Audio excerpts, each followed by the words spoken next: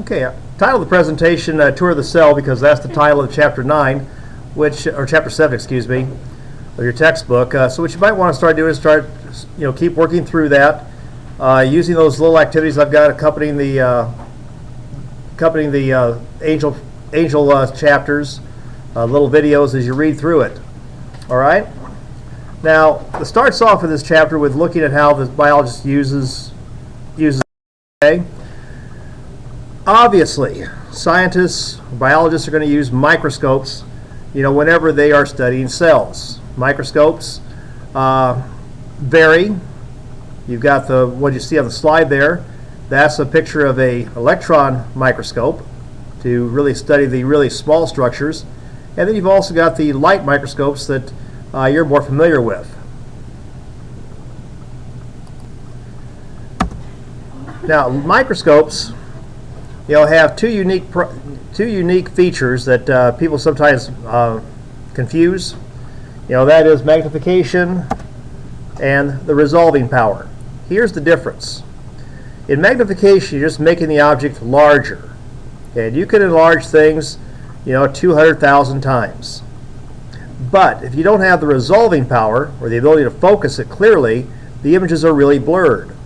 So if you want to give a real quick explanation of these, magnification equals just making it bigger, resolving making it clearer. Or another way I like to do it is old labs. You'd be able to tell the difference or the distance between two distinct points. In the old biology programs, I used to have my students make wet mount slides of paper out of the parade section of the newspaper.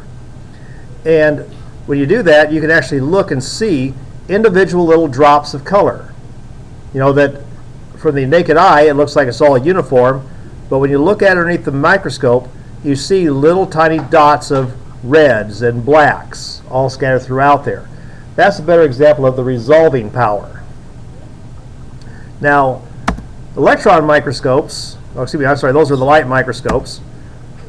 With the light microscopes, the whole thing is light passes through the aperture and passes through this object.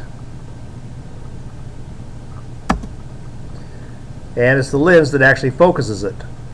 Now that's obviously different than what we've got here with the electron microscope. And there it is, the electron microscopes. Electron microscopes, they use electrons. And so they shoot high energy electrons through the material. And as those electrons get scattered or blocked, they create images that we can actually see on a computer screen. That's what you're looking at over here. Instead of looking through an objective,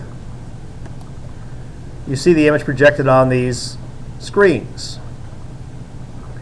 Now, the advantages here, the electron microscopes magnify a whole lot more than a light microscope. Our light microscopes here at this school will magnify things about 1,000 times if you're using the oil immersion lenses.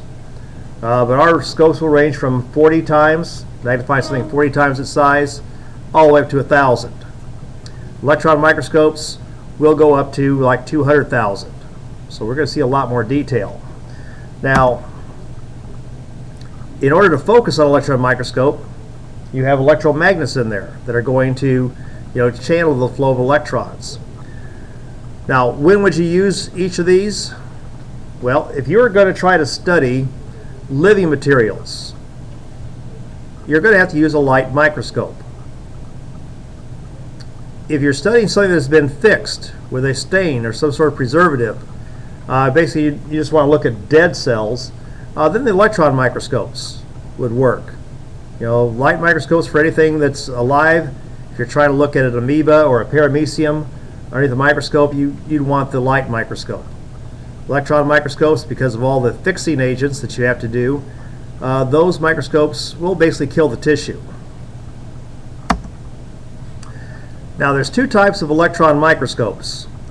One is called a transmission electron microscope. Transmission electron microscopes are basically going to, give you the best magnification. They're going to magnify things the most. They are shooting the electrons completely through the object. Whereas a scanning electron microscope you're going to be scanning more along the surface. And again, with each of these cases, each of these types of electron microscopes, the material has to be fixed in such a way that it's going to kill the cells. They will coat them with gold particles to scatter the electrons or block the electrons.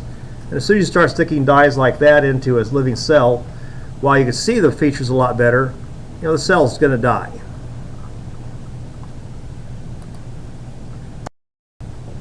Now, a lot of times, biologists have to study cells, and they get indirect evidence of what the organelles actually do. For example, you might suspect that early biologists might have suspected the mitochondrion was involved in cell respiration, and that the chloroplast was involved with photosynthesis, but they really weren't sure. It was when they started isolating these organelles and looking at the products and the enzymes that are found in there that they actually got confirmation that the mitochondria is responsible for majority of cell respiration, and the chloroplast is responsible for photosynthesis. The technique called cell fractionation, pioneered this. It's a way to study all the different functions of the organelles, and it's really quite simple. There's a technique here to isolate all the cell organelles, and it looks kind of like this. All right? What the biologists would do is this. They would take all the living tissue, all the cells, and put them in a blender. That's all it is, a fancy blender. You're going to chop these cells up, breaking the cell membrane and releasing all the organelles on the inside. So you got this homogenate, which is basically particles of the cell membrane, all the cell organelles, all suspended in a liquid. Then what they're going to do is they're going to spin it in a centrifuge. Spin it around as fast as possible, for about 10 minutes, like 800 G for 10 minutes. The bigger particles are going to settle to the bottom because they're more massive, carry more weight. They will be pushed to the outside. Anything that's smaller is going to be still up in this liquid portion. Okay. Now, what a biologist would do then is just take off this part that's settled down to the bottom, and they found out that it's basically the nuclei and big chunks of cell debris like the endoplasmic reticulum, those kinds of structures. Then if they spin it faster, because remember, if you just kept spinning it at this speed here, this stuff would stay in solution. Very little of it would actually settle back out. But you increase the speed, and now some of the slightly smaller these are the largest, so slightly smaller particles will settle to the bottom. And what the biologists found with this was that these were mostly the mitochondria, chloroplast, if it's a plant cell, are all going to collect down here. So we know that the nuclei are large compared to the mitochondria and chloroplasts.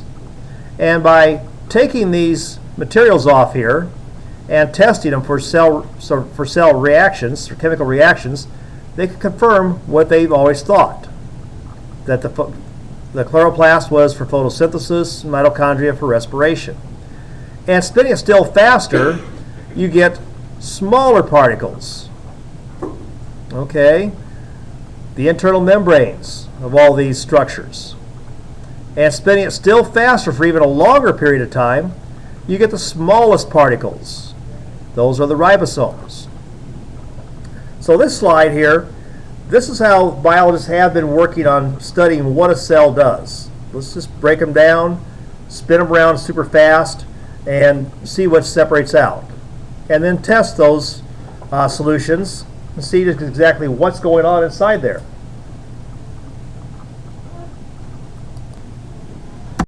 Now, in biology, you can expect that there's two kinds of cells that are found in the world, prokaryotic and eukaryotic.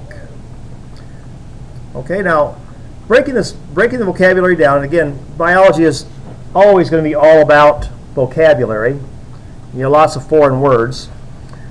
Break it down here, for example, the prefix pro right here means first. First what? Well, karyotype here, karyotypic, is referring to kernel. So these are the first cells, no kernel. And in cell biology, by the kernel, they're talking about a nucleus. So prokaryotic cells are probably the oldest and smallest cells you're going to find. There's no nucleus, no membrane-bound organelles. So we start talking about prokaryotic cells, you aren't going to find any mitochondria or chloroplasts in prokaryotic cells. And like you saw from the first part of that, there's no nucleus either. These are extremely small cells, and they're very, very old. They show up very early in the fossil record. Now, in place of the nucleus, they have a region where their genetic material is congregating. And that's called the nucleoid. Usually somewhere near the center, so it's kind of like a nucleus. But again, there's no membrane that surrounds it and holds that genetic material in place. Now, eukaryotic, the prefix "eu" here, EU, means true. So these are true cells. These are the cells that we're more familiar with. They have the nucleus, and they have all the organelles. Now, with the organelles in there, there's a space between all the organelles. Okay, that basically is called the cytoplasm. All the stuff there that has all the organelles and everything in between the nucleus and the cell membrane. Cytosol is referring to the liquid part of this. So like there's some solutions in there that you got to have for the ions like sodium and potassium that are necessary for all life. Those ions will be trapped inside the cytosol, which is part of the cytoplasm. Now, no matter whether you're looking at a prokaryotic or a eukaryotic cell, both are going to have a cell membrane.